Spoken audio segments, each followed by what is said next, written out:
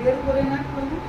কিন্তু বের করার আখরি দিনে কি হয়, ঈশ্বর পিতা বলে যে তোমরা আজকে আনন্দ ফুর্তি করো, কেননা তুমি গ্রামে থেকে আজকে মুক্ত হতে যাচ্ছ।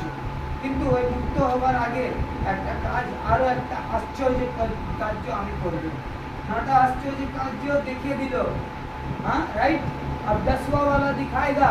তখন উনি বললো তোমরা আনন্দ ফুর্তি করো আর সবাইকে বললো পশু বলি করবে, আর সেই পশু বলি করে তার মাংসটা খেও, কোনো অসুবিধা নেই, কিন্তু তার রক্তকে নিয়ে ওকে তুমি কি করো, দুটো দরজায় পাশে লাগিয়ে দাও আর তার দরজার উপরেও তুমি ওই রক্তকে লাগিয়ে দাও।